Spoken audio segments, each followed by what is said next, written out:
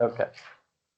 Call to order the special meeting. The Board of Directors of San Ynez River Valley Groundwater Basin Eastern Management Area Groundwater Sustainability Agency at 4:01. Roll call. Director Circle. Here. Alternate Director Infante. Here. Director Hartman. Here. Director Marybee. Here. Chair Joes. Here. Okay, all 5 parties present. Okay, very good. Item number 2, public comment. Any member of the public may address the board relating to any non-agenda matter within the board's jurisdiction. The time for public comment allotted for each individual shall not exceed 3 minutes. No action will be taken by the board at this meeting on any public comment item. I told you. No. Thank you, Mark, for sitting in. That was valuable. Yeah. Okay, is there any public comment? And I would add, just as a reminder, like last meeting, we have sort of tightened up the permissions around remote attendees, just out of an abundance of caution. So if you're online and you would like to make a public comment, just raise your hand using the Teams platform functionality, and we will allow you to unmute yourself. I haven't seen anything. Okay. Let's go to item 3, consent agenda. Review and consider approval of meeting minutes for September 25th. Ready on the board here? Changes. Anybody else? So moved. All right. He said so moved. I'll second it. All in favor? Aye. Aye. Okay. Let's go to 3B. Review and consider approval of meeting minutes for the March 7th joint special meeting Board of Directors. Some changes to that. Lot that one. Oh, that's a big one.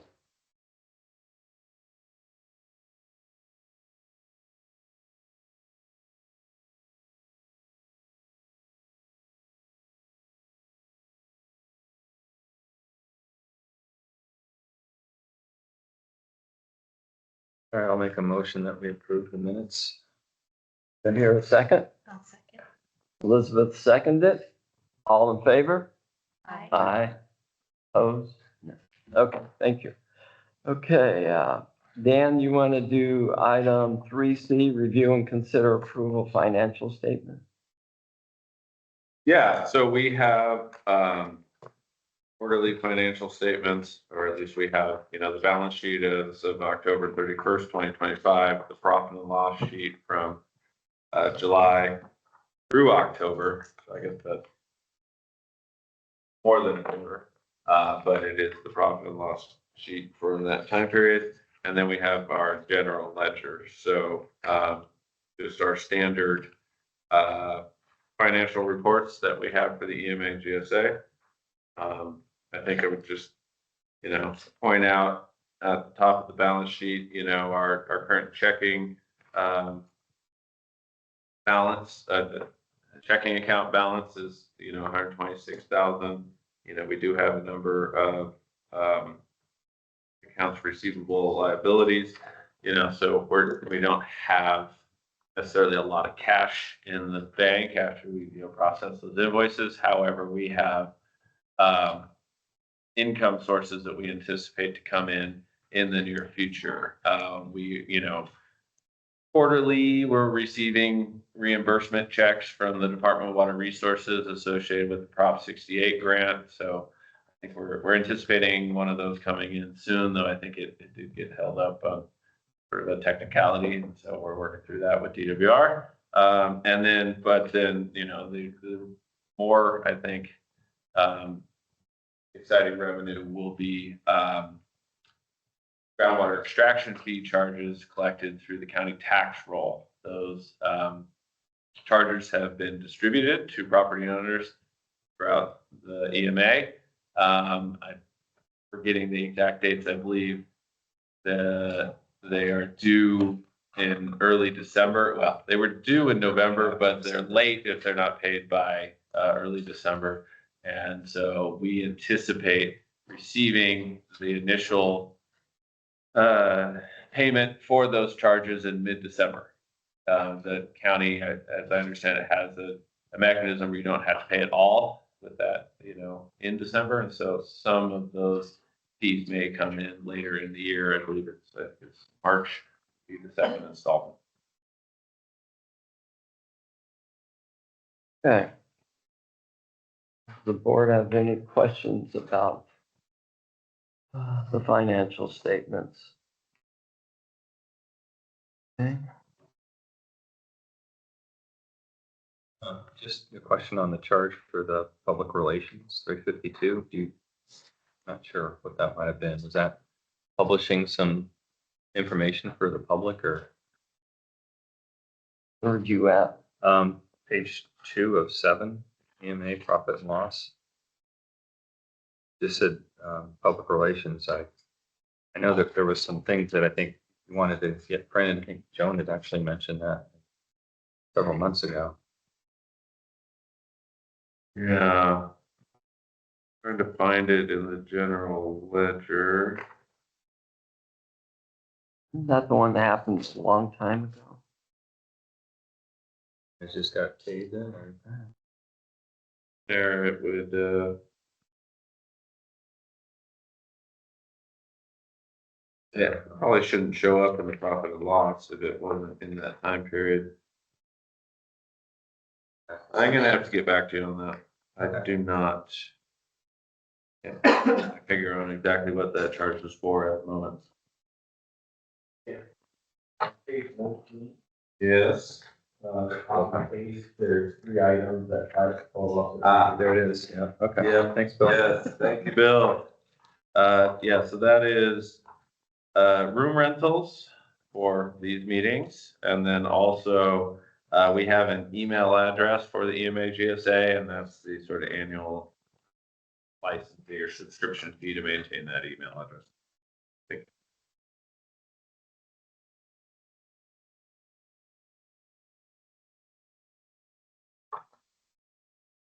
Are there questions on those financials there?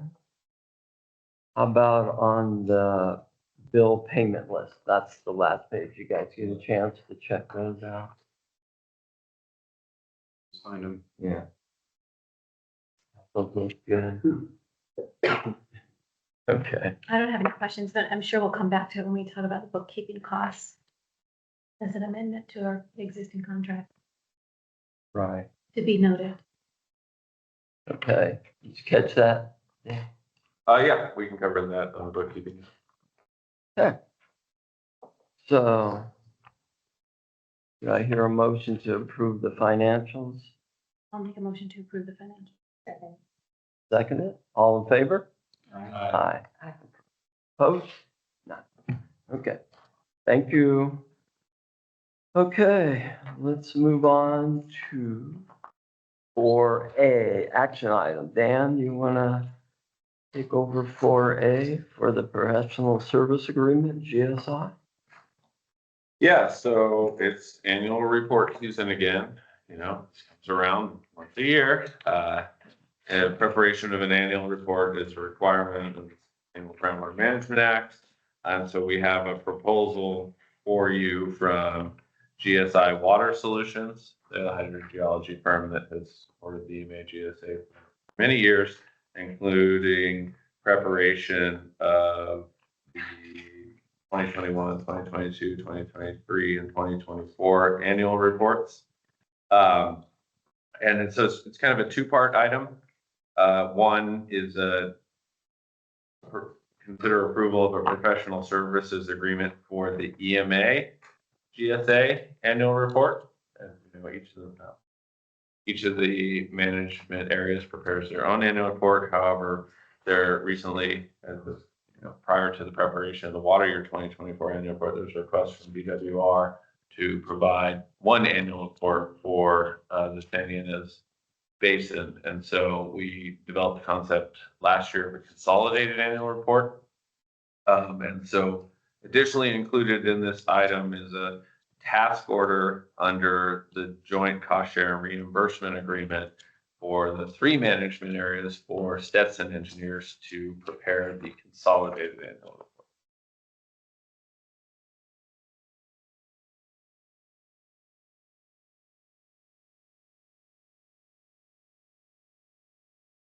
Is that it?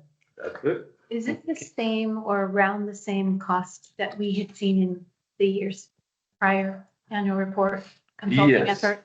Yes, it's very similar in cost. Don't have my finger exactly on last year's costs, but I think there was a nominal increase associated with, inflation. But then there's also a reduction in some of the services that are not incorporated in this contract there, but are incorporated in the consolidated annual report contract. So yesterday at the WMA, we talked about doing this as one report going forward and starting that process sooner rather than later so that we don't get to this junction. You comment on that here, or is that going to come up later? I would comment on that here. I don't know that it necessarily fits unless you want to put it on items for future agenda. Okay. I just had a discussion that, one of the reasons we couldn't combine all 3 areas was we're back to the timeline, we're up against the wall. And so it was brought up that we start a process of consolidating them now or in January, a process and system for that so that we can evaluate whether that's a valid concept to save money on the annual report. It has to be consolidated anyway, so I think. Is that feasible though? Are we waiting for data up until January from any of the 3 GSAs? Yeah, so the discussion at the WMA was that, this year we don't feel that we'd have time to make a change in the process at this point, considering that, it's a tight timeline from where we are today to when the consultants get the data to when the annual reports due into March. But, if this is something the board or boards want to consider, that, we could start talking about that later in the year. So there is time to work through an issue like that before we're under the regulatory deadline to get the report done. I have more of a cadence in terms of operational efficiency going forward next year versus this year, right? Yeah, I mean, every time we do this, we get a little bit better at it. And, there'll be some major changes at some certain points moving forward, with the adoption of a meter and reporting ordinance and the EMA that'll change the procedures a bit. But that's not going to happen for probably about 2 years anyway. Give you a goal. But What you can do this year and then maybe next year to try and achieve his ideal end state. yeah, I think this year, my recommendation, and the same recommendation to the WMA, is that we stay the course. Let's get this done in time for the regulated deadlines. But if this is something that we want to pursue, let's start talking about it. I think we talked about it at WMA. Let's start talking about this maybe in March when we're reviewing Water Year 2025 annual report. The work's done, and then we've got this sort of 9-month window before we're starting up on the next year's annual report. Have any more questions? Yeah, I support bringing it back as an agenda item. I think at one point we talked about the real issue is the data and how it's presented and does it fit together with different consulting? And I think they planned it so that it could. But if there are more efficiencies to be realized, I want to explore them. Yeah, I mean, I don't have all the history. I mean, this may have been explored in the past. There are fundamental differences in each of the GSPs, which then can, require different things in each of the annual reports. I mean, the other thing we heard in the WM meeting, a report out of a recent DWR webinar, was that DWR is potentially considering changing its requirements for annual reports in 2027. So, and potentially streamlining the process. So that could be part of the mix. The other thing that we're embarking on is our 5-year evaluation of our GSP and its implementation. So that's another opportunity to, if we are going to consider changing the GSP, it would be part of that 5-year evaluation amendment process that we'll be working through. So I think there's a lot to consider and a lot to talk about, and the timing for that, over the next year is probably good. Yeah. Yeah, just our cash position in our budget, if we can control those costs, that's one of our major costs. As for this, professional service agreement, you're all okay with what we're doing right now. Now, public input on this item. We've got one raised hand. Yeah.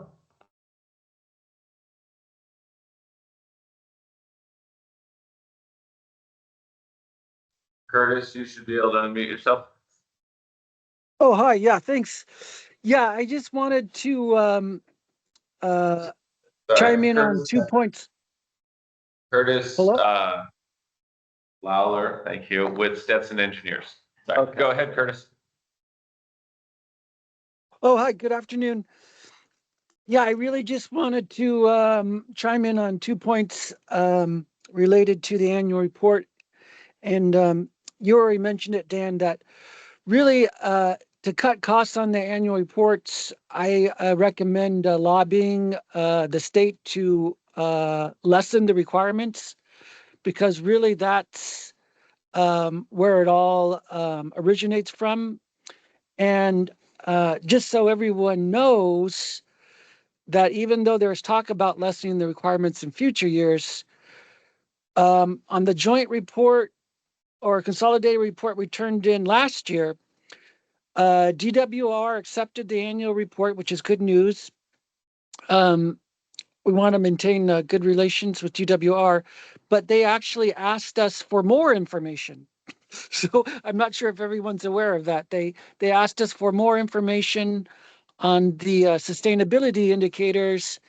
And then when we met with them, the DWR staff, we said, well, what did you mean by this? They said, oh, we want more information on the water quality. And and if you're talking about water quality, there's a whole host of parameters associated with that. So currently, for this year, they're asking for more information. I just wanted to make that point. And the second is, well, when we were going on this route to consolidate an annual report like we did last year, we said we did have that same juncture. We said, oh, should we just have one consultant or team do the report for all the GSAs, or should we do it like how we ended up doing it, which was, oh, each GSA will produce the bulk of its annual report on its own and keep control of that on its own. And it was the latter that everyone decided to go with. So I'm not sure if everyone remembers that, because at the end of the day, we still have currently 3 GSAs, and each one wants to retain control. It was kind of a similar issue for the rate study. We're like, well, geez, we're doing this rate study. Isn't it a waste to do it 3 times? But at the end of the day, we still have 3 GSAs currently. So, and that's fit into the framework of why we chose the route we did. That's all I wanted to point out. Thank you. Follow up on that. You mentioned, Curtis, the water quality.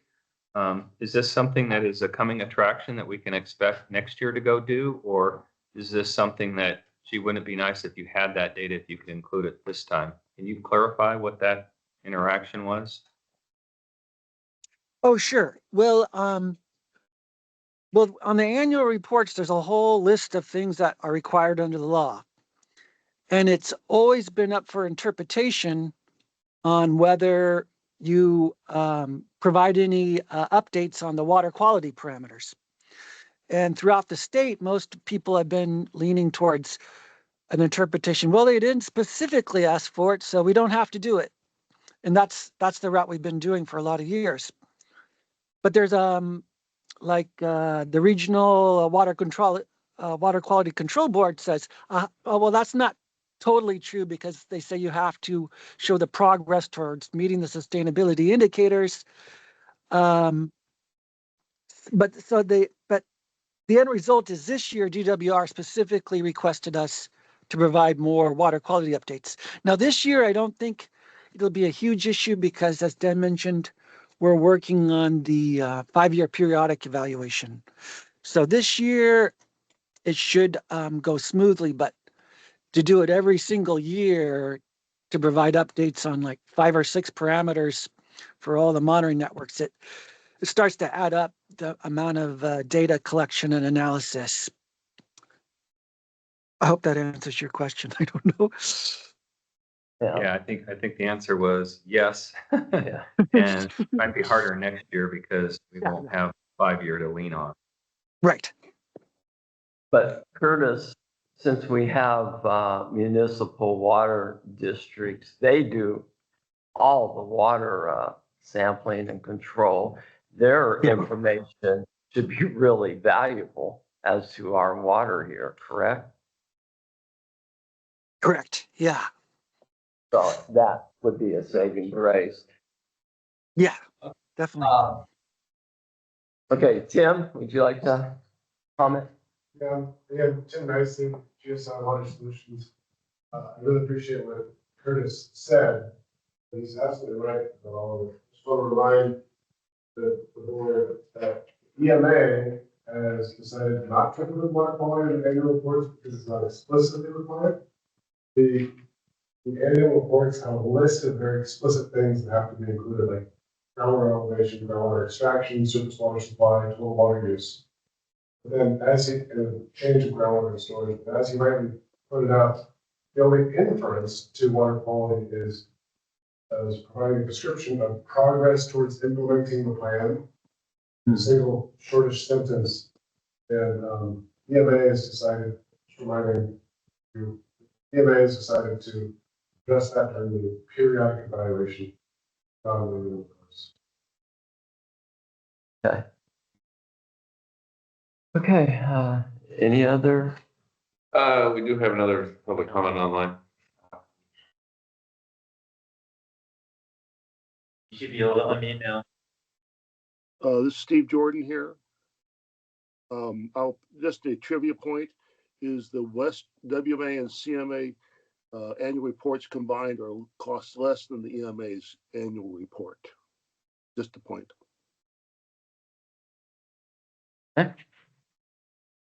Okay, any other comments? We got. Well, I'll just comment on water quality data, just generally. I don't know why I don't need to say something, but water quality data is tricky, right? You have one, when they compare it to water level data, and the water level data, you have one well, you have one level. You know, I mean, you could have multiple levels, obviously, at a different time of year. Water quality data, you could have one well, and you could run a test that could have hundreds of different water quality constituents. And so even though the data is available, manipulating and putting that into a presentation and stuff, it just takes time. Yeah. So And then with DRR, since this would be a lot more work, are they gonna have money available to get this work done for them? unclear. I mean, it hasn't been explicitly, stated. That'd be, if you ever have a meeting with those guys and see. Okay, any other thing from the board? Okay, Dan, do we wanna have a motion on it? Okay, anyone make a motion to approve the service agreement with GSI? Joan moves, I'll second. Brett second. Just do a roll call. Can we maybe expand that motion to approve the service agreement with GSI and the task order with Stetson? Sure. David? As stated, 4A as stated, yeah.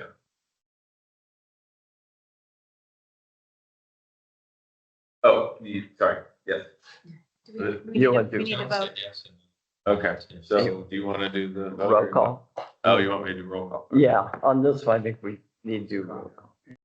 All right, roll call vote, Director Circle, Yes. Director Arona, Yes. Director Hartman, Aye.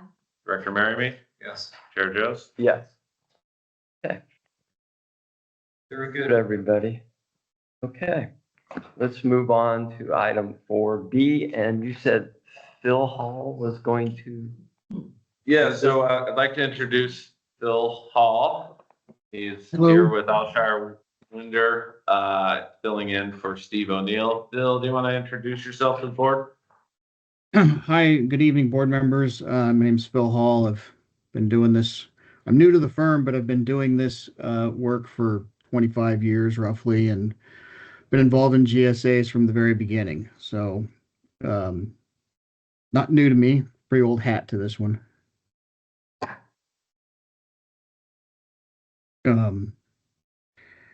So I can answer any other questions if somebody would like, or we can move on to the item. The other four? Good. Okay, go ahead and move on to the item.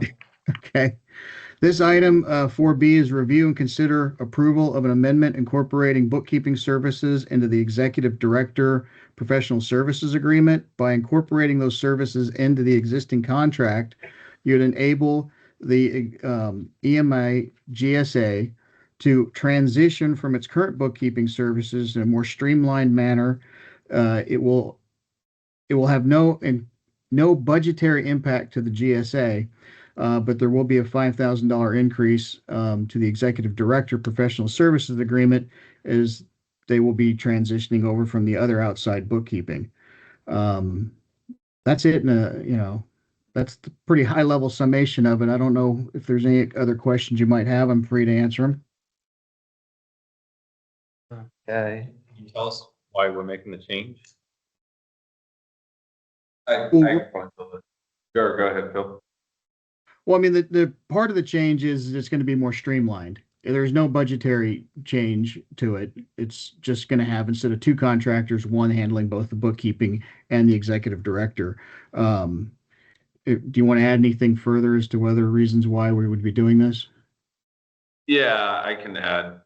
So we had originally retained an alternate bookkeeper for the EMA, has been serving us since for about a year now. When we took over the role as WMA executive director, we asked if they were interested in supporting that, and they said no. So then we had to go find a new bookkeeper to support the WMA. And then at that point, it makes sense to have that new bookkeeper support both management areas, because there's some overlap, and once you've got familiarity with one, there's others. So it's just really, we couldn't get the original bookkeeper to cover both, so we're getting the new one to cover both. That's the More primary cost reason. effective, probably a time efficiency too, realize. Yeah, and actually the hourly rate's a little lower as well.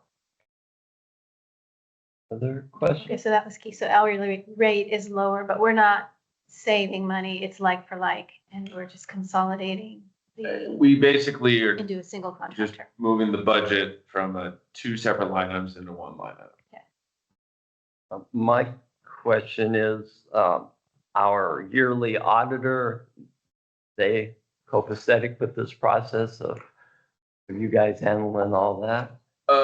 We don't currently have an annual audit firm. We are looking to bring in proposals for an annual auditor here to the board soon, and we'll get their input on that at that point. But as far as I'm aware, I don't see any issue. And I mean, it's already what is the procedure for how it's being handled in the WMA. Has our attorney looked at that aspect of it? Checks and balances. That's what I'm getting at. What's his name? Phil? Phil. Yes. Phil, did you check into that?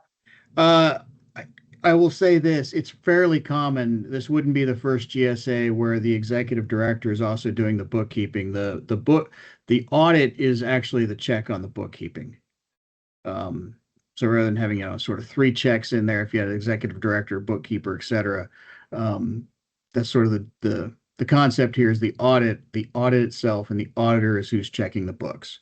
So you should not have any issue with the auditor. Okay, so you're good with this process?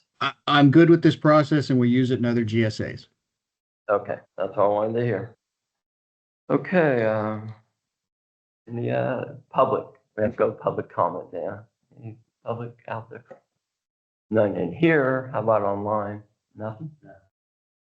Okay, you want to do a roll call vote on this too? I'll do a motion that we Well, review and consider approval of the amendment, the agreement. yeah, and I think it needs to be a roll call. I know, but we have to have a motion, a second to vote on this. Why does it need to be a roll call? Yeah, Phil, do we Because need it's a to do material. roll call votes for these types of items? You do not have to do roll call votes if everybody is there in person. But you can if you wish to. We're talking about efficiency. Joan made the motion or second? I did. So, Second. Okay, did you get that down? You guys got it. Okay, all in favor? Aye. Opposed? None. Okay. Moving on. Let's go to, Dan's gonna do 4C. 4C, review and consider approval of Citizens Advisory Group membership application. If the board recalls, we recently went through a Citizens Advisory Group or a CAG solicitation of applications where the board approved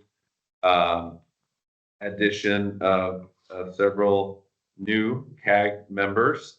As well as, I think we had some CAG members that were no longer interested in participating.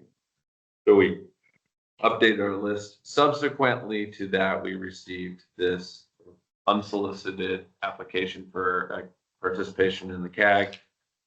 We brought this to the board's attention at the last meeting. The direction was to bring it back for the board's consideration. And so that's what we have here for you today. We don't have a formal recommendation in the agenda packet. Some thoughts I would have is that we may want to structure this process a little bit, because what if we get 50 CAG applications next month, and then we have to review and consider them. So I think we haven't even, I think we've had maybe one CAG meeting with the new seated group. Maybe it would be beneficial to sort of reinitiate that, get a couple of meetings under a belt, and then if we feel there's deficiencies or we want to split that, we could do that. But board's discretion on this. Do our bylaws say anything about different slots? And I just wanted to know, Sam Cohen has moved out of the area, so we need somebody.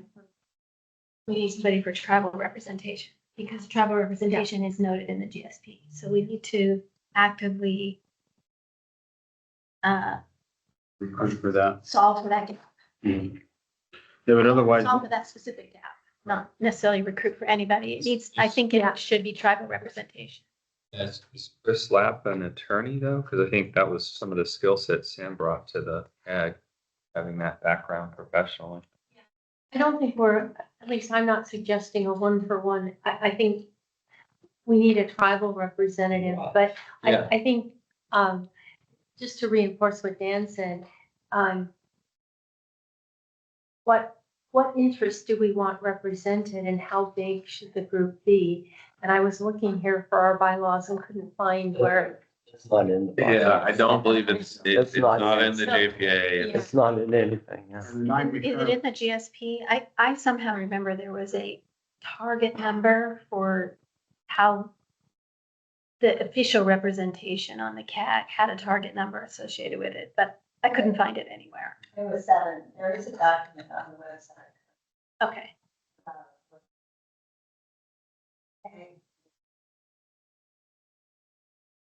Yes. 7, right? 7. Yeah. Stakeholder group and Travis process. That's So that's how they came out. Maybe speak to the attendance at the last CAG and how many actually attended of the 9 that are currently on it, because I know we just put 2 people on it. I think that was to redress departures. while we're getting that answer, perhaps we keep this in reserve while we deal with the tribal issue first, which is pretty important. And it seems like we already have more than 7. Yeah, does it make sense too for us to revisit participation level? And is it formal enough where we ask for formal resignations? So when we put a list together like this, we know who the active on record representatives are. And they do have a process available to opt out, right? But that gives us a methodology to put somebody back in, and at least is some procedural, predictable, Makes sense. definition of, do we have active participation in the right kind of representation? I wouldn't be opposed to, there's nothing sacrosanct to me about number 7. Maybe we're concerned about over influence, over representation. I'm not sure. I think you get more than 12 and it's hard. So I think, 9, 10. Yeah, I think the only, I flinch when I hear 50, because to me, that means we're not going to be very productive. But if it's a, a rational, workable, working number, I think that's reasonable. I don't know if we want to be hard and fast on capping it, but I think we want to make sure it doesn't become unmanageable or unimpactful because it's so big. Right. So, Elaine, you said currently we don't have anything open right now. We do not currently have an open solicitation. Okay. So it's good that we have, and the person seems pretty qualified. He's got some good stuff. We can definitely keep his application in there. So when we determine we need to do any filling, we'll Well, have can that. we, And we need to advertise too. When we do it. is there enough sentiment for us to activate that now and give some direction? Say, let's revisit who's on the list now. Are they all active members? Okay. Are they still willing to dedicate constructive time? So we give them an invitation So- to exit, and then we can perhaps from use that as a reason to really take action on the Okay. new applicant. Yeah. So Dan, can you canvass the cake and see the interest and participation level?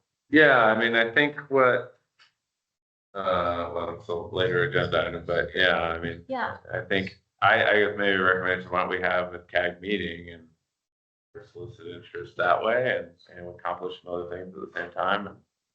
If we're heading in the direction of formalizing this group and activating them more and pulling more input and influence from their representation, we probably we'll all benefit.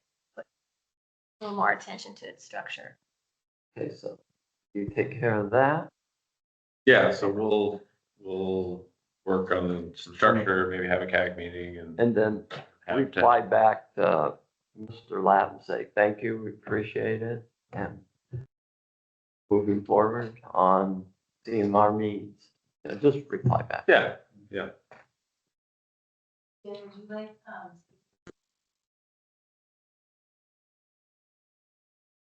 Yeah, definitely. Any other, Matt? It's probably worth pointing out that those CAG meetings are open to the public, so if Mr. Lapp is interested in attending, they'll learn what necessarily. Good point. So you could put that in your reply back to him. Yeah. That's a good point. Yeah, still plenty of opportunity to participate in those meetings. Okay. Anything online? Anybody raised hand? On that one? Nothing. Okay. Well, no action there. Let's move on to our favorite topic?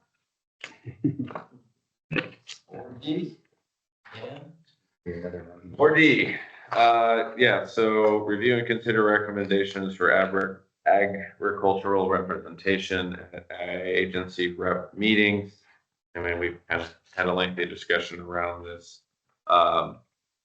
At our last meeting, I don't necessarily feel that we need to go through the history. We at our last meeting, we presented 5 options for how to sort of the board's consideration for how to handle this.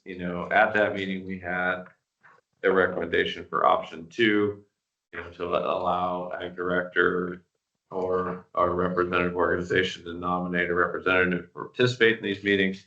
That motion, failed on a 3-2 vote, as it was interpreted that an action of that type would require a supermajority approval. We've gone back to the drawing board a bit at the request of the board, and brainstormed some other options. And what we sort of came up with what is the current recommendation of the staff report is sort of a modification of option 5. Option 5 was, to transition away from agency reps meetings. And so the new option 5 is still that, but to transition to more frequent CAG meetings as, it's not going to be an exact replacement, but as an alternative to the agency reps meeting. And some of the reasons for that, I mean, that was when this item originally came up. I want to say it was in February or March. We, the executive director team, were reluctant to, give up these agency reps meetings. We were at that time in the middle of many critical competing path initiatives, including implementation of the grant, the groundwater extraction fee, all the things that we've been working on over the past year at this point. Things have changed since that point. We have implemented a groundwater extraction fee. We have received an extension of the grant deadline. We have made significant progress on numerous initiatives. We've got a year under our belt, and by no means have a comprehensive understanding of the history and the context of here in the EMA, but we've learned a lot, and we feel we're in a better position now to be able to spread our wings and fly on our own. So that's just some of the reasons why the recommendation has changed, and frankly, we're looking for some way to resolve this issue so we don't have to keep having it be an agenda item at board meetings. And so that's the recommendation. I would just add, I mean, I think there's some advantages to this recommendation, usually in that, right now we're having agency rep meetings, and then we're having ag director representative meetings, so we're having to duplicate meetings, basically similar agendas to keep both, parties up to speed. That could transition to CAG meetings. We've been wanting to sort of ramp up CAG's involvement in things, specifically with the 5-year eval project being undertaken. It's my understanding that the CAG was sort of originally formed or was originally very instrumental in the GSP development process. And so it seems appropriate that the CAG would be very involved in the 5-year evaluation process and GSP amendment consideration. And then just other advantages are that, CAG meetings are open to the public, as was just stated. So agency representatives can attend those meetings, can provide input. And so it potentially could be a similar mechanism for what we really want. My goal is that we have a venue to bring ideas, bring concepts, bring approaches, bring deliverables, essentially even, legal documents to some forum where we can get input, get another set of eyes on things and another perspective on things before we're bringing items for you, the board, to have to make decisions on. So that's really my goal, is to make sure that we have something that builds that key component of what I think has helped make it. That's my Thanks, introduction. Sounds good. Board comment? I'll go. I'm probably the odd person out, but I've had 45 years in government employment, and I've been involved in quite a number of cross-agency, cross-department processes.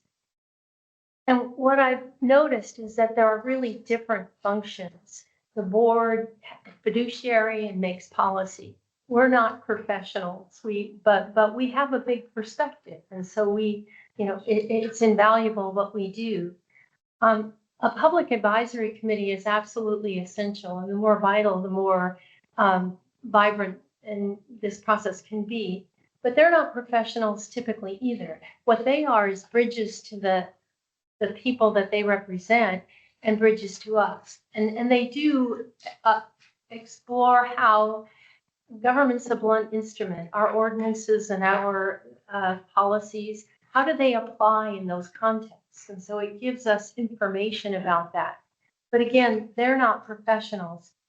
If the managers our water professionals who spent many years, and I think they've served us extremely well to date in decisions about our plan, about the thresholds, about the rates, about the grant, about the metering ordinance. What happens with them and why I value them so much is that they're sitting around and they're really exploring ideas and trying to spin out what are the implications, and they're batting ideas around together and testing them.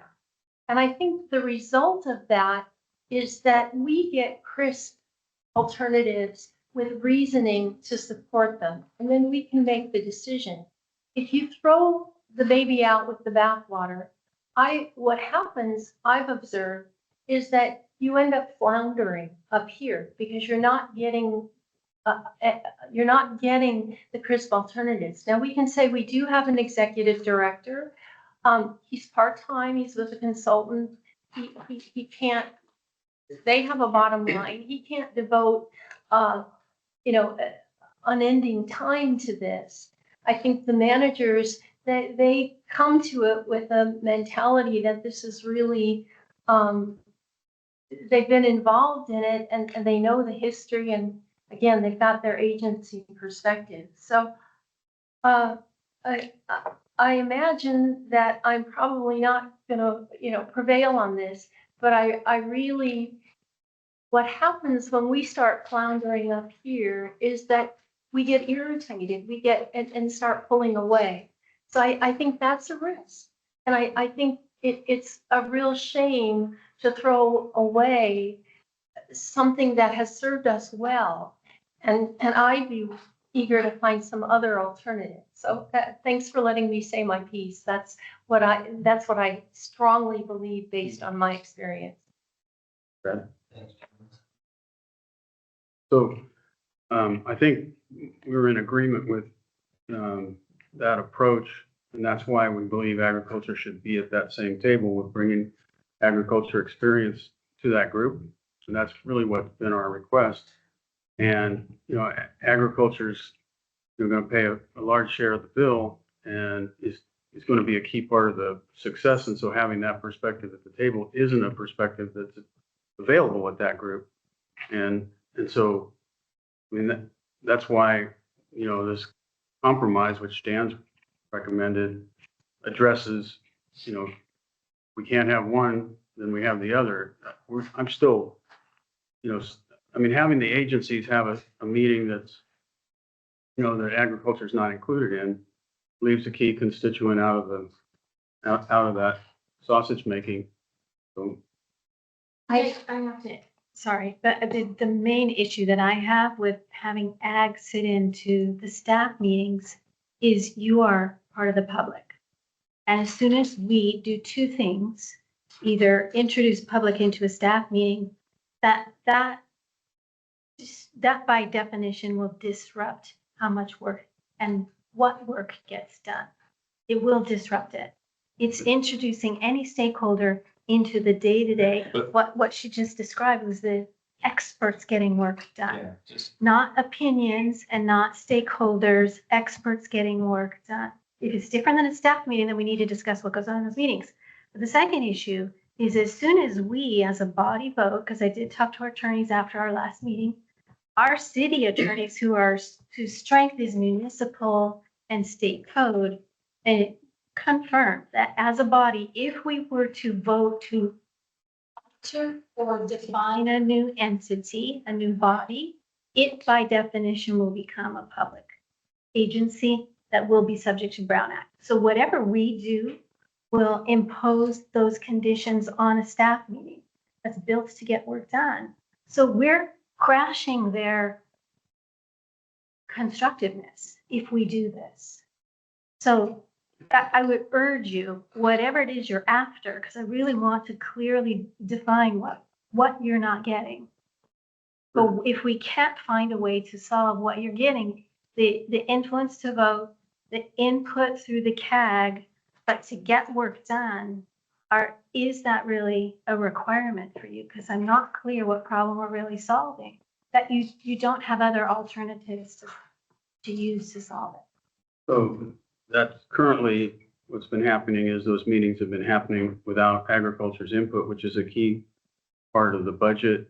And we don't have that expertise in that meeting. And that's what we're offering. And I don't understand what the resistance is to have a key source of capital to the overall plan in those meetings. And we do have the authority to do it. I mean, this board has the authority to. You don't have, But we have you a don't have an valuable perspective. employee You have a valuable perspective to those people. perspective right now and through the CAG. So I mean, I definitely acknowledge the CAG has probably not been leveraged like we could over the last year. Coming into and building the GSP, phenomenal work, extreme influence, huge value. But we sort of eased away from that.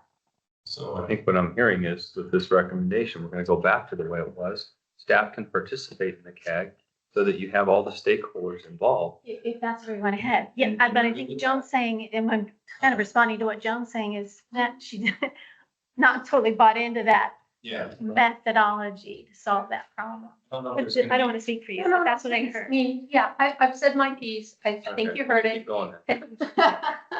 So are there any other enhancements that we want to make to this CONOP that we're kind of rolling out here? I mean, Dan, do you see value in having, I mean, if we approved option 5 tonight, what would be your next steps? Would you hold a CAG in December or January and try and come before each one of these meetings so that agendas could get teed up or vetted in addition to content that you're brainstorming to bring to this board with the CAG? I mean, I'd really like to hear how you kind of want to move out if we do this.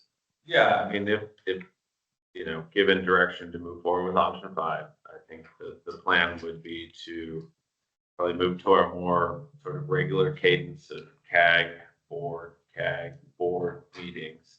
Again, to use the CAG as that sounding board before bringing items to your board. Yeah, I mean, I think, again, just trying to find a resolution that, all parties can get behind. Really what our goal here and achieve the objectives of, allowing us to function effectively.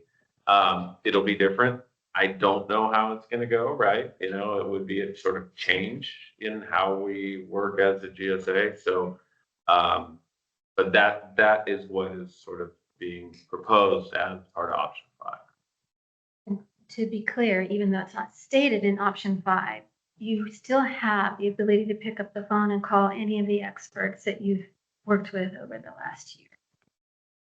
So, and anyone any stakeholder for that matter, right? Yeah, the current situation is you have a meeting going on with the staff members exploring concepts and ideas that may never come here. And so we're never going to hear about them. We don't, and AG's for sure not going to hear about them because, maybe your representatives will communicate them, maybe they won't, but it's a severe disadvantage. And I don't think this problem's going to go away. It's going to be more and more important, as we roll out the metering and lots of other issues. AG could be very helpful to the practical matters that need to happen. And, if we're not even made aware of some of the things that get talked about and don't come forward, then we're really at a disadvantage. Well, we all are, if that's happening. We all are. Well, So if that's really in happening, theory, your representatives can discuss it with you and determine whether you want it to go forward or not. We don't have a representative. So we won't know what we don't know. And that's really the issue. That's why, that's. So the CAG option that Dan brought up, that solves your issue there. I mean, it's a compromise we're willing to pursue. Yeah. I mean, I genuinely feel comfortable. I don't want to dismiss the issues and the concerns that you just brought up because it's a concern. It does feel like we're breaking something to fix something, which is always, sort of like, is that the right answer?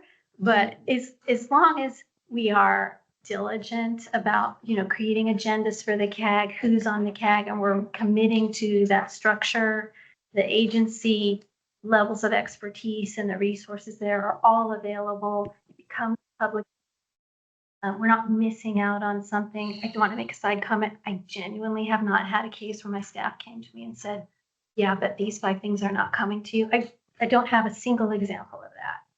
So just from my perspective, I want you to have some peace of mind on that. Yeah, you know, neither. Yeah, I may not. I just don't have an example. But I think there's, if we commit, I think we could get at it. We could end up with the best outcome, perhaps, with this solution. Go to the public and then we'll take Mr. comment. Chair, are you gonna have any public comment on it? What's that? Are you gonna have public? Yes, I am. We're just about there. Board's all set. Kevin. Okay, we'll go to the public.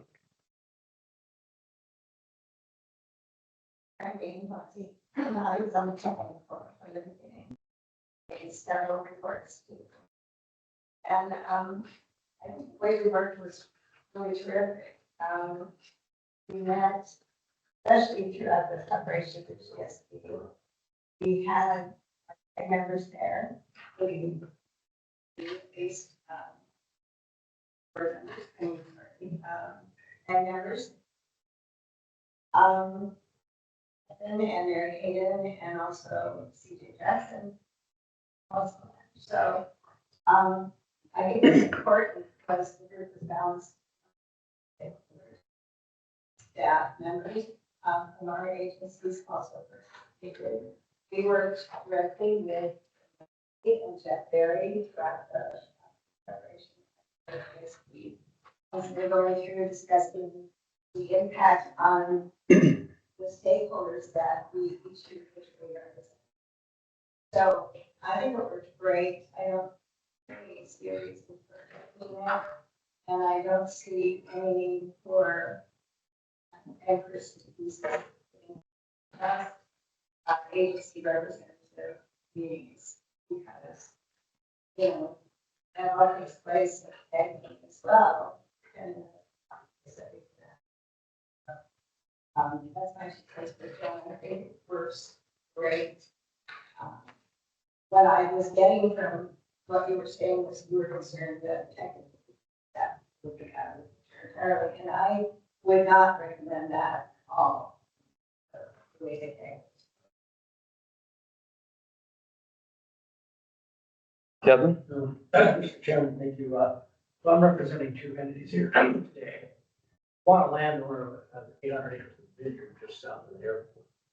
The other, I'm representing both the County Farm Bureau and the State Farm Bureau. And Farm Bureau is, and ag, I think in general, have been really concerned about the agency meeting being taking place. And that's due to lack of transparency. I mean, SYCSD is supposed to be an open forum and utilize the stakeholder input. A meeting behind the scenes with the guys, they work hard on it, like, but to not know what they're talking about is not in the spirit of SYCSD, and I'm not sure it's legal. In fact, I'm going to run it by our state attorney, Farm Bureau staff in Sacramento. We do not like the agency meeting on their own, private, and then coming back and reporting to you. So we don't have any input, especially when the ag positions aren't even included in the meeting. I hear what Supervisor Martin has to say. I think you can pick up the phone anytime and talk to them and get the information. You guys, you are the ones who make the decisions here, not the agency. It's your responsibility to form the makeup of what the GSA is going to do. You want to get input from the people that, like Matt, the county, or attorneys from Solvang, or attorneys from these different boards, you're welcome to do that. But having a meeting in private, we don't know what's going on. It is not right. And it may be legal, but it doesn't show very well. And you're going to lose the support of agriculture if you're doing that. And I think we stepped up at the beginning. We have been through the process, as she said, all the way through it. But ag uses all the water, and you need to have ag on board here with you. And it needs to be a transparency. And so we would hope that you see that. I think the idea of having a CAG meeting, would be stay away from these behind the scenes staff meetings, that we don't know what's going on, yet it's formulating what's gonna happen here. It's not a good thing. And again, I'm gonna run it up the flagpole to the state, our state attorneys in Sacramento, and see what they have to say about it. It may be fine, it may not be, but it's not transparent. And so I hope you keep that in mind as we go. Thank you. Thanks, Kevin. Do we have anything online? Any hands up?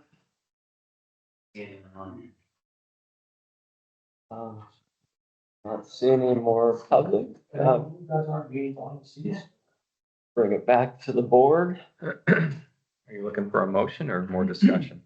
You guys got any more input you'd like to make before a motion?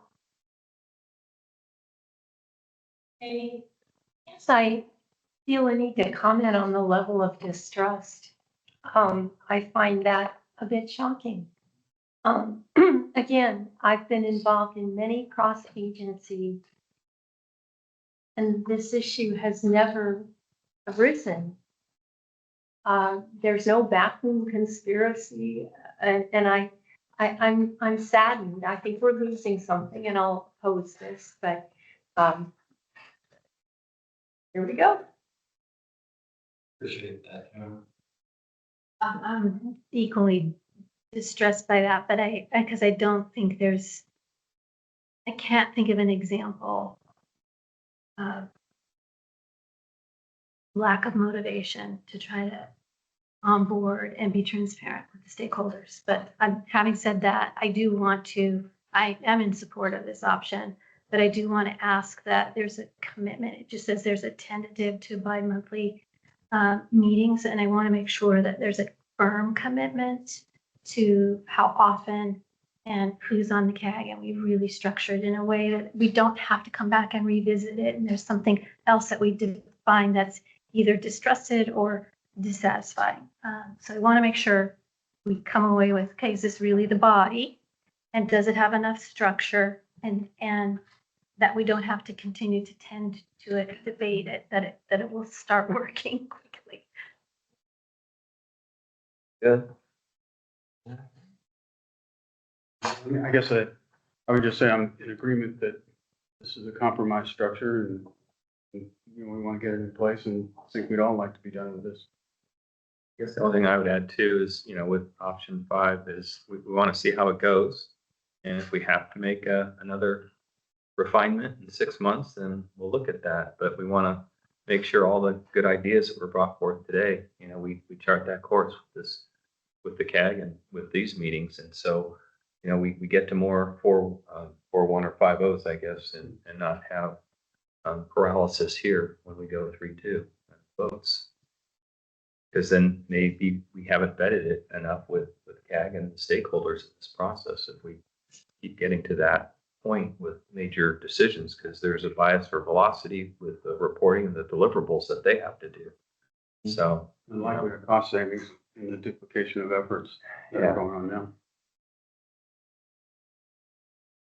Yeah, my standpoint, I feel bad. That they think there were secrets done behind, because that's not anything that this board has done.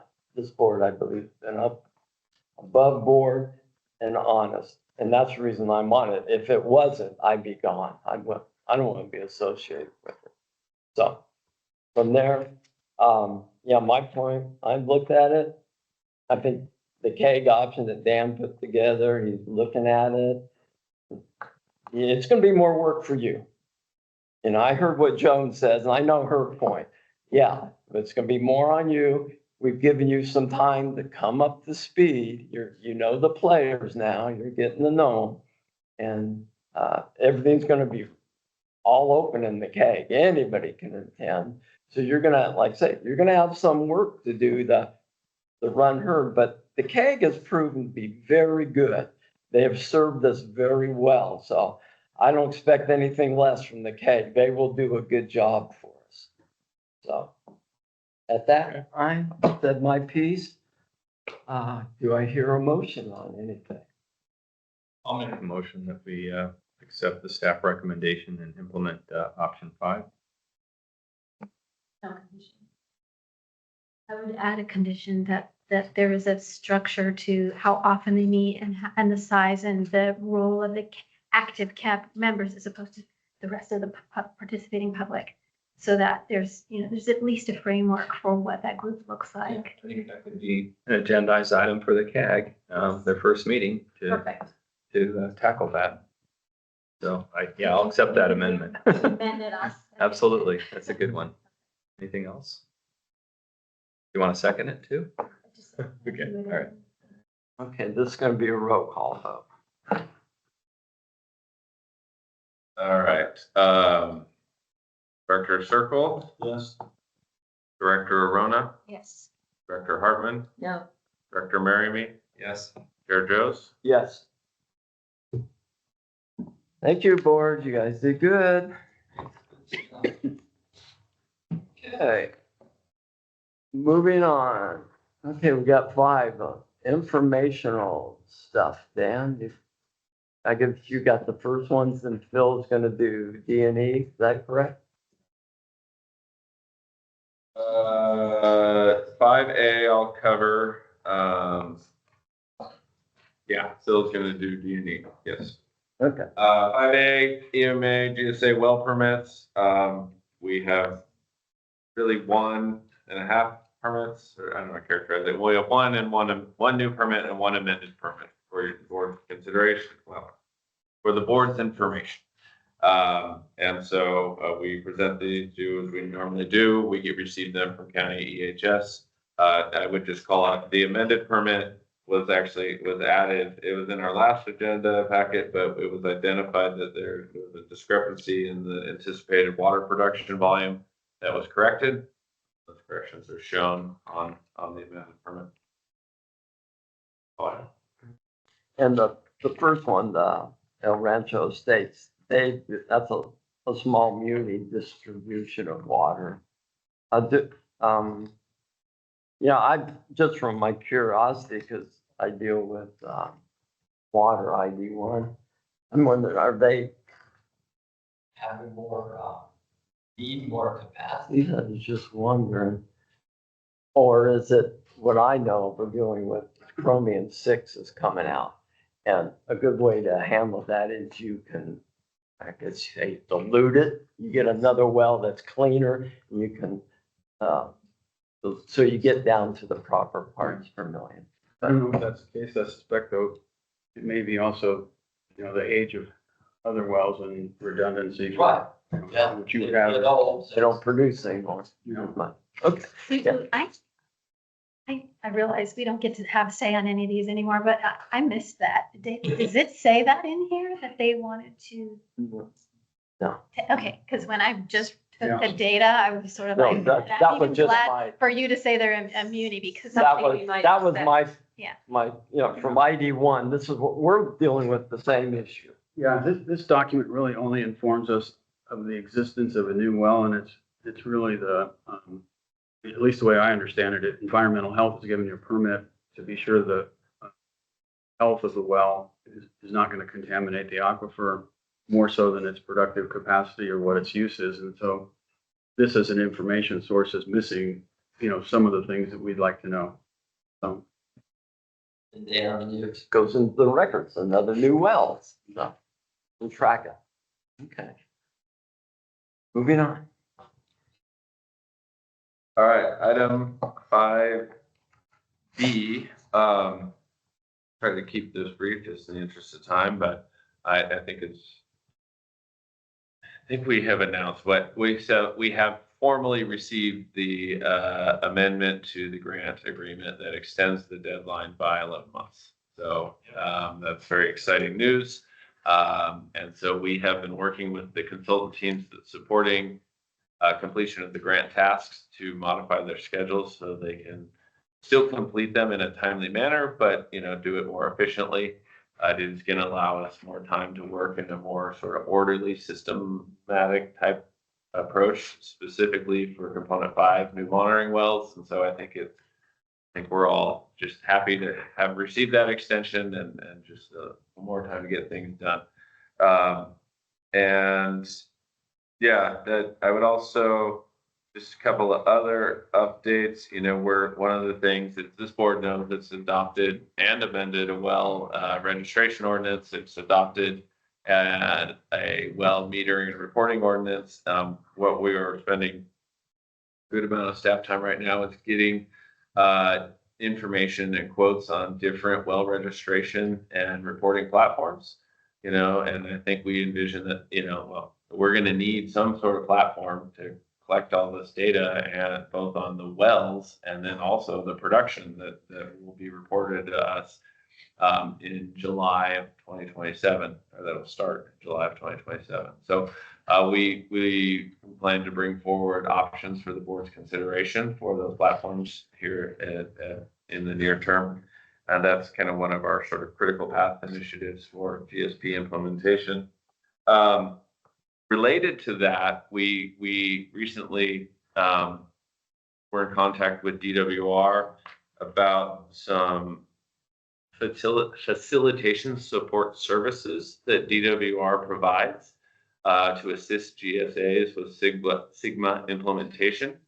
And we think that this might present a real cost savings opportunity for the EMA GSA if we were to request that DWR assist us with our outreach associated with well registration and well metering and reporting. We had originally talked to DWR about a year ago, and they had sort of offered these services. At that time, there was so much going on. The thought of bringing on another party to help, it was just seemed to be more of a distraction than value. But now we think, we've got a real focused initiative that's going to take a pretty high level of effort, right? To get information from everybody on their wells, get them to fill out the forms or the online, web forms. And then also, once we get to, and there's going to be questions about meters, and there's going to be questions about reporting. And so we think that it would be a good idea to reach out to DWR, submit an application for these services specifically for this initiative.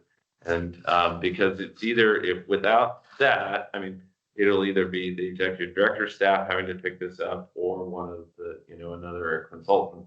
And both of those options are going to incur cost for the GSA. So I just wanted to bring that up to you. It's something we can do. Any formal agreements with DWR for these services would obviously come to the board for approval. So we're not committing to anything at this point, but I just wanted to bring that to your attention. That's something that we're working on.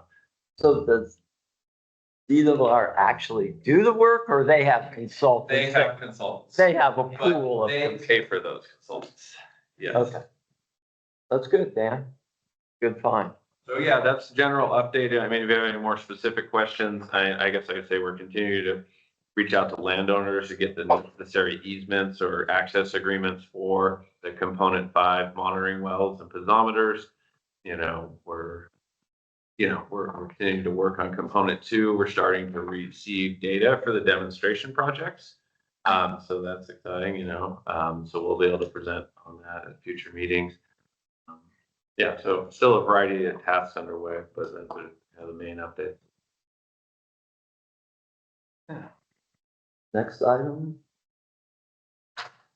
Yeah, so there was a request to get a report out on the action plan workshops. So as the board knows, that one of the sort of items that was developed and agreed to during the GSP approval process was the action plan for the above Narrows alluvium area that called out for very sort of specific technical analysis, and as well as to then host a series of workshops to share information with pumpers that may have wells in or around the above Narrows alluvium area, which the GSP or the GSAs and just had classified as surface water. And so we brought a consultant team on board, GSI and Stetson, through a joint cost share agreement with all the management areas. They completed that technical analysis, sort of delineating the above Narrows alluvium area. And then they hosted 4 workshops, one in the WMA, one in the CMA, one in the EMA, and then one virtual workshop to provide that information to interested parties. To advertise for those workshops, we directly mailed notices to property owners that have parcels that overlie or intersect the above Narrows alluvium area. So a very targeted outreach effort. You know, we didn't want to send it to everybody. A, it costs a lot of money, and B, would create a lot of confusion because this doesn't apply to the majority of pumpers in the EMA. You know, most of them are pumping groundwater. If it's outside of this area, it's really just the pumpers in and around the above Narrows alluvium area that need to be informed, or you know, hopefully are already informed, but potentially need to be informed about who they should be reporting to, whether it's the GSA, the Conservation District, and or the state board if they're diverting surface water. So we held those workshops. We received a few questions. I think one of the interesting questions is, where is the Lompoc Narrows? Which I thought was a good question. So as obviously it's a key feature in this above Narrows area. But we also got some other questions about, you know, how do we figure out where my well is? Who do I report to? So, you know, I think we really, you know, put that information out there. I think we didn't get a lot of attendees at the workshops, you know, unfortunately. We sent direct mailings, we had it on the website, you know, we got several attendees at, you know, most of the workshops, but that's the report out. I guess I would just finish with that. You know, we will then report on this action towards completion of the action plan as in the annual report for Water Year 2025, and then as part of the 5-year periodic GSP evaluation. Any questions for Dan? Questions? Thanks, Dan. Appreciate that. Okay, for this 5D, that's going to be Phil, right? Going to give us an update? Yep. Good evening again, directors. I'll be somewhat brief in this. We really have 2 things to report. There is a case that has just been handed down 3 weeks ago. Uncertain whether or not it will be appealed to the Supreme Court. People have said they're going to do that. Whether or not they get accepted is a side question that we won't know for a while. And then we have two statutes to report on. The case is the Kings County Farm Bureau versus State Board. You may know that the Tulare Subbasin is a high priority basin that's been put in probationary status. The Farm Bureau was challenging the probationary status, and you know, some of the decisions made by the state board. In particular, the court found that it is the obligation of a groundwater agency to request an exclusion from a probationary determination. So if there is a probationary determination made and a GSA wants to be excluded in a good actor status, they have to request it. That's the second legal issue that was determined. The state board was taking the position that you could not have good actor status for agencies in a basin if a portion of the basin wasn't covered by GSAs. The court found that didn't make any sense to the way the exclusions were provided. So you could have an area of a basin that is in probation where other areas of the basin are being properly managed sustainably, and under a good actor status, they wouldn't be put into a probationary state. The last portion of it was whether the state board would review a GSP that was amended after probationary status had been brought in, or whether it goes to DWR. The court said fairly clearly, and I think this is really proper. I'm not sure why people would have thought it would only go to DWR, but when you're in a probationary status, your GSP will then be reviewed by the state board that put you in probationary status also. So those are the 3 main issues. I think the one that really is, I don't think it's a change in law. I think everybody really should have seen this, but it does make it clear legally that you can have good actor status in a basin and not be put in probation while another smaller portion of that basin, or even larger portion of that basin, receive probationary status. Any questions on that case? No, we have a GSP that's approved. They do Thank you. not. Yeah, They you don't. have a GSP that's approved. We're They approved, don't, they're they're in not, probationary. Yeah, they're in probationary and this, we're gonna start seeing this, quite often on the west side, frankly, the Central Valley. Yeah. Senate Bill 707, it doesn't change a lot, but it's out there. Really what it does is it requires the agencies to provide board members with a copy of the Brown Act. Just seeing the statutes, I don't think is very helpful. It really should have said more to the lines of providing a League of California Cities guide or the Attorney General guide on the Brown Act, but you're now going to receive a copy of the Brown Act, the statutes, which, helpful, but not as helpful as the guide. You will have to place down a list of where one of your meeting locations is at least. That already was in the law, frankly. You're supposed to do that every year anyway, but they've added it again. And prior to taking any final actions in agency on salary increases for department heads or any of their benefits, this is going to have to be reported out into open session in an open meeting. That is Senate Bill 707. Senate Bill 827 is a bill that is in some ways rewriting a bill that we've had for about 15 years now called AB 1234. AB 1234 requires ethics training for public officials that receive any compensation for their position.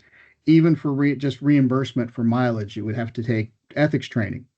It's expanded it by making it clear now that that officers and executives in charge of any financial oversight must take this ethics training, even if they weren't receiving the reimbursements before. Frankly, I'm not sure how anybody would have been falling through the gaps on this that wouldn't have been required to have ethics training anyway, but they've made it clear now if you're overseeing financial insight, you have to take the same ethics training that board members do once every 2 years at least, I should say. The agency is going to have to retain those files. We were already supposed to retain or required to retain those files. We've just got to make them a little clearer that people are able to get them. That's the files that you've taken your ethics training. And that's really it. That's Senate Bill 827. Nothing real ground shaking in either of those bills, but they will modify stuff a little bit. Any questions? That was good. Yeah, because we all do ethics training. I know I got to go through that. Now, Yeah. you have to go. Sorry. You go through the ethics, and that's all recorded. Because he said we have to have all that stuff. Yeah, it really isn't changing much. I mean, I'm not sure how anybody was falling through the cracks being responsible for finances and not being required already under 1234 to take ethics training, but I guess they saw a reason to change it somewhere out there. So that's that. If there's no other question, I can move on to the bylaws, item 5E. Yes. Proceed. Okay, so in your packet is a draft of the bylaws. It's draft. You're not being asked tonight to do anything other than receive them and start reviewing them and considering them for upcoming board meeting. You can provide us comments at board meetings, prior to board meetings, and we can address them as they come. Please note that when you're looking at the bylaws draft, there are sections in there that are in bold with, it'll have another section in it. That is a reference to the JPA because some of the things in the bylaws that you would expect to see in bylaws, like what the voting structure is, it's already called out in the JPA, and the JPA would be the controlling document over any bylaws. So rather than restating it, we've just highlighted those sections, which points you back to the JPA. If there's any questions on that, I can take those also. No questions, I see. Okay, thank you. Thank you. Okay, Dan? Yeah, and just to flag, we as staff have been working on bylaws. We actually started them a year ago and kind of realized that we had much more pressing items that we need to focus our time and energy on. But with achievement of those, we've been able to reinitiate this. This has been out for staff, going through legal review, I know, a couple of times. We wanted to preside this to you today as an informational item, but also with the intent that we're going to bring this back for your approval consideration. So do you want any of our feedback by a certain date? Yeah, that'd be great. 2 weeks, would that be sufficient? Yeah, we'd love to get your feedback before we bring it back as a formal item. Yeah. About CAG, are you gonna run it through there? Yeah, well, I look for board direction on that. I mean, certain things to go to the CAG bylaws, I don't know, maybe it's up for debate. But yeah, if we want to take them to the CAG, we can happily do that. Straightforward. Yeah, they're pretty. Will we describe the role of the CAG in the bylaws? Probably should, based on the modified motion that was made That's a good relative to suggestion. the CAG. Yes.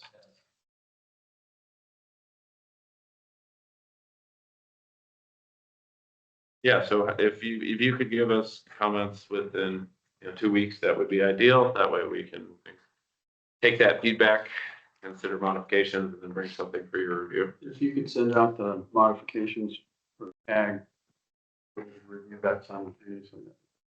Yes, we can do that.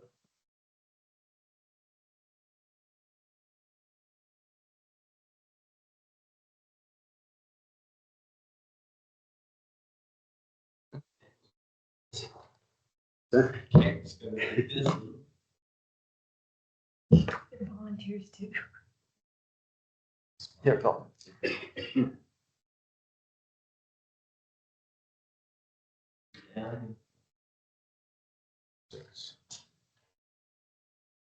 Yeah, 6A. So the next regularly special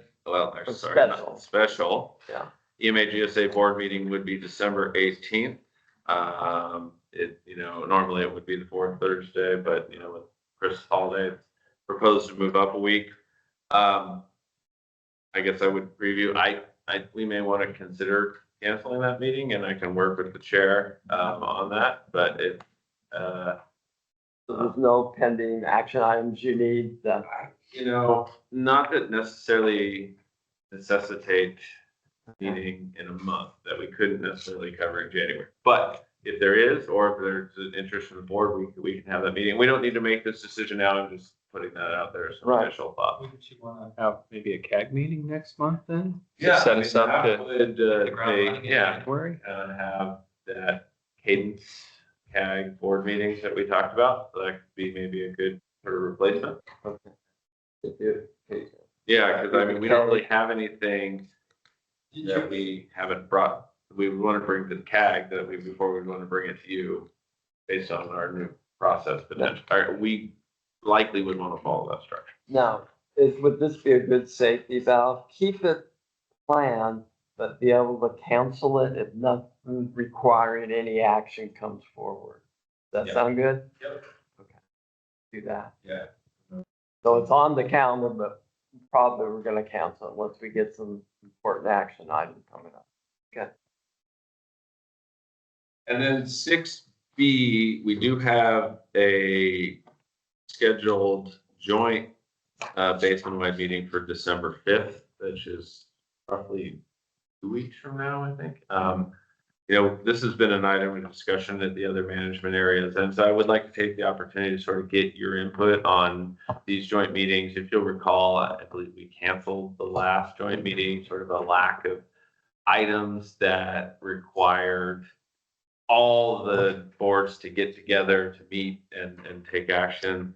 I'd like to get your input and just some of the feedback that we received, or at least what we received from the WMA, which I think was consistent with what the CMA provided. Is these meetings, when there's something important that benefits from the joint boards getting together, a great example of that is the Consolidated Annual Report. All of the boards need to approve it. It's a consolidated report that covers all three management areas. That's a really good time, to have these joint meetings. But you know, each of the individual GSA boards just met this week. So, and we don't have any necessarily joint items for December 5th at this point. So, Don't meet. Yeah. There's nothing there. I don't like to meet. Right. The other thing I was thinking too, Buellton City Council chambers, that's kind of small for getting all three of our agencies. Do we have a bigger venue that could accommodate if like for the consolidated report, because that will be very popular. Everybody's going to want to be there for that. Or if we get a grant, you know, a new grant. yeah, that's something we can look into. Yeah. Doug? I would just think, I certainly support canceling the meeting week in 10 days from now, but I think we should keep them scheduled into the future so that we've got the dates blocked, especially associated with the work we know is coming, so that we can have those dates cleared on our calendars. Do we have those all done now, or? Why don't we bring a schedule of meeting dates to the next board meeting, just so it's clear. But yeah, I mean, we kind of have, they're reoccurring intervals, so we kind of tentatively have that. I don't know if there's calendar invites, but we can push out calendar invites to all of you so that it is on your calendar. Just a reminder, but I think in a previous meeting, Dan, you were looking next year to go away from the first Friday to the second Friday. Is that still your plan? We did talk about that, didn't we? Good memory. Let me reevaluate that. Yeah, I think we would probably, that joint meeting, because of the timing of the annual reports, would want to push it later in the month in March. Yeah. So yeah, I need to close on that quickly so we can all start managing our calendars for next year. Put out a placeholder and we'll put it on the website, and so that people can get, you know, around that, and then you can approve the calendar at the next board meeting. Just do like a poll by email and just say, these are the 3 dates we're looking at. Yeah. Give us a yes or no. We can do that. I mistakenly tried to move one of these joint meetings early on in our role, and it with lots of warning, and quickly learned how challenging that could be, and actually failed in the meeting. So, but yes, so I appreciate, that's good input, and yes, it's important that we get them on the calendar early. So. You want to receive future agenda items, or are we still on item 6? Sounds like we decided we're taking December off. Yes. Did we decide? Yeah, I we're think we're keeping it on there. If something comes up, the more likely it will be counted. If you want to go to the CAG meeting, I think you can still get a meeting. Yeah. Okay, so, Okay. Item 7, ready? yeah, I got a couple. Dan, with respect to the well registration platforms and the decision for that, do you want to have that in place like no later than March, or would that be a good goal? And then that way the CAG and these meetings will support that when it needs to be on the agenda. Yeah, I think that's a good goal. We've been talking about that a bit, right? So we've adopted 2 ordinances, one for registration. We haven't made a lot of progress on that one yet. We need to, because we also adopted a metering and reporting that builds on that. Now we have 18 months from January 1 till the metering and reporting ordinance kicks in. So we've got some time, but not a ton of time. These things are going to take time, like we talked about. So I think March would be a good goal for having that platform approved and implementation started on the registration. It's similar with the DWR well help that you were talking about, in introducing that. Is there a planning date that you have in mind where if you're going to take them up on their offer, if you want to have that decision done by a certain date, then we would have to approve it, I believe? Yep, exactly. Yeah, I think ideally we're approving both of those items at the same meeting. That way we've got our platform, we're hitting the ground running with DWR support. So no later than March. Okay. And then we brought up finance and the audit. I know with another board I sit on, we just did that, and I would recommend you consider that company as one of the candidates, and there may be other recommendations from other agencies too. But it seems like at some point you're going to need to do that. Yeah, we plan on bringing that back. We kind of had it teed up to come actually to this meeting, but we didn't get all the proposals in time, so we had to punt it. But yeah, we'll bring that back at our next.